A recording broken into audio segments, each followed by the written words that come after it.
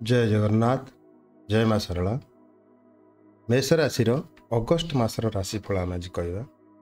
मेष राशि राशिफल कहवा पूर्व आम ग्रहकर कौ ग्रह कौ घरे अच्छा राशि किभली चारित्रिक लक्षण रही टी आम जाना स्वास्थ्य रोग ऋण सर्विस इत्यादि क्षेत्र में कौन रही मसरे ग्रह मानकर किभली संचालन रही कौन तापर प्रभाव पड़ो तापर कहवा। आ गोटे कथा कहवाक चाहूँगी जे ये जो ग्रह संचार यहाँ आम गोचरीय अवस्था को लेकिन कहूचे वर्तमान अवस्था कौन ग्रह मानकर स्थिति किंतु प्रकृत में से उपरे किभली भाव प्रभाव पड़ो सेटा तांकर दशा और महादशा टिके करा जाई आलोचना करा जाई पारे। तेणु जन्म नक्षत्र अनुसार तांकर कौन महादशा चली समस्तंकर भिन्न भिन्न थाए। तेणु जो माने टिके डिफरेंट टाइप रो प्रभाव पाई पारि थांती से टिके अलग थाए किंतु मैक्सिमम भाव में गोचर अवस्थार फल प्रायतः मैक्सिमम से अनुसार फली थाए किंतु टिके व्यतिक्रम रही थाए। जदि दशा और महादशा खराब थाए ताहले सेथिरे किछि व्यतिक्रम देखिबाकू मिली। तथापि आमे कहिबा जे मेष राशि होची एक चर बा अग्नि राशि। अग्नि वायु जल पृथ्वी जो चारिटी पदार्थ संसार चली तेणु सेटा हूँ गोटे चर राशि और अग्नि राशि। यही राशि प्रधान कारकत्व है ऊर्ध्वगति। से अपेक्षा करेनि से तीव्र आ बेगमान आ उशृंखलित गति आगक चली थाए। आयतधीन बा सीमित करने कष्ट तेणु से उपरकू उपर चली थाए। यह हूँ तार लक्षण।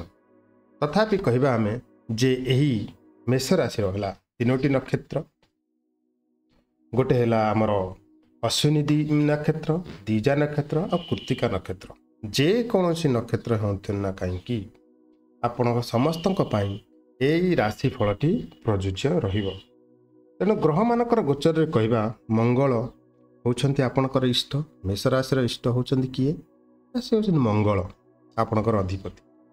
तेणु मंगलंकर विशेष भाव चलन आपणक उपरे प्रभाव पकई पारि थाए। तेणु मंगल वर्तमान आपणकर द्वितीय घरे अछंती। द्वितीय घरे मंगल जेनेराली सेते भल शुभफल दियंतिनी। मंगल अगस्ट 26 तारिख में आपणकर द्वितीय घर तृतीय घर को प्रवेश करेंगे। जितेबाला मंगल तृतीय रे प्रवेश करेंगे आपणकर पराक्रम बढ़िबो आविर्भाव बढ़िबो किंतु वर्तमान आपणकर बृहस्पति द्वितीय घरे अछंती। बृहस्पति द्वितीय घरे धन धान्य परिपूर्ण करेंगे। बहु आपणकर बहुत दिन आशा आकांक्षा सब पूरण हम। कौन सी प्रकार अर्थर अभाव रही अर्थर झड़ रही से मे मासरू आरंभ हो सारी। आउ गोटे कथा आपणकर शत्रु रोग ऋण इत्यादि आपण एवं मुक्ति पाइबे कहीं केतु आपणकर षष्ठ स्थान रे अवस्थान अच्छा। सूर्य बर्तमान पंचम अच्छा। सी आउ 13 दिन पर ये कर्कट संक्रांति ठारू 13 दिन पर आउ अगस्ट 1 रु मध्य कहिया चले अगस्ट 1 रु आपणकर से पूर्ण दृष्टि देदेवे षष्ठ स्थान को। तेणु सेठे सी आपण को पूरापूरी भाव में आपणकर शत्रु मुक्त मिल आ सब मिल। सबुठ बड़ कथा है आपणकर जे कि न्यायदाता दंडदाता जे कि शनिश्चर महादेव सी रही 11 घरे। 11 हूँ कौन ना लाभ स्थान। तेणु लाभ आउ लाभ स्थान रही दृष्टि आपणक लग्न को अच्छी। तेणु लग्न को रही आपणकर उपरे भल फल भी देखा मिले कारण शनि 11 घरे सबु ग्रह 11 घरे भल फल दियंती।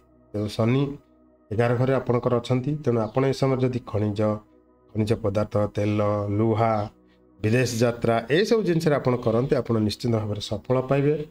धनर कौन अभाव रही सर्विस नूतन मार्ग आपण खोली सारी अच्छी। सेप्टेम्बर अक्टोबर बेले आपको किसी नुआ जॉब्र आपण आभास मिल धनर आगमन आवार अच्छी किंतु ये सब जिनस सत्वे द्वादश घरे राहु थिबारु सी हठात केतेबेले आपन किछि गोटे खर्च करे दे पारंती। तेणु आउ किछि आपनकर कौन प्रकार ବର୍ତ୍ତମାନ ପ୍ରତିକାରର ମଧ୍ୟ ଆବଶ୍ୟକତା ନାହିଁ। ତେଣୁ ଦେଖିବାକୁ ଗଲେ ମୋଟାମୋଟି ଭାବରେ ଆପଣଙ୍କର ଅଗଷ୍ଟ ମାସ ଅତ୍ୟନ୍ତ ଭଲରେ କଟିବାକୁ ଯାଉଛି। ଆଉ ଶେଷାର୍ଦ୍ଧରେ ମଧ୍ୟ ଆପଣଙ୍କର ଯେହେତୁ ଇଷ୍ଟ ମଙ୍ଗଳ ତୃତୀୟରେ ପ୍ରବେଶ କରିବେ ଅଗଷ୍ଟ 26 ତାରିଖଠୁ, ସେ ଅତ୍ୟନ୍ତ ଶୁଭଫଳ ଆହୁରି ପ୍ରଦାନ କରିବାକୁ ଯାଉଛନ୍ତି। ତେଣୁ ଏହି ଆପଣଙ୍କର କୌଣସି ପ୍ରତିକାର କରିବାର ଗୋଟେ ଆବଶ୍ୟକତା ମଧ୍ୟ ନାହିଁ, କାହିଁକି ଆପଣଙ୍କ ପାଇଁ ଅଗଷ୍ଟ ମାସ ଅତ୍ୟନ୍ତ ଶୁଭ ଫଳ ଅଛି। କୌଣସି ପ୍ରକାରର ବାଧାବିଘ୍ନ ନାହିଁ। ସବୁ ପ୍ରକାରରେ ଆପଣ ଧନ ସମ୍ପଦ ରୋଗ ଋଣ ଇତ୍ୟାଦି ଆପଣ କରିବେ। ଯେଉଁମାନେ ବିବାହ ହେବାକୁ ଚାହୁଁଛନ୍ତି ତାଙ୍କ ବିବାହ ପାଇଁ ତାରିଖ ମଧ୍ୟ ସ୍ଥିରୀକୃତ ହେବାକୁ ଦେଖାଯାଉଅଛି। ପ୍ରମୋସନର ମଧ୍ୟ ପଦୋନ୍ନତିର ମଧ୍ୟ ଉନ୍ନତି ଦେଖାଯାଉଛି। ଆଉ ସବୁ ସଚ୍ଛଳତା ଆପଣଙ୍କୁ ଲାଗି ରହିବ। କୌଣସି ପ୍ରକାର ପ୍ରତିକାର ଆବଶ୍ୟକତା ନାହିଁ। ବହୁତ ବହୁତ ଧନ୍ୟବାଦ। Thank you for watching.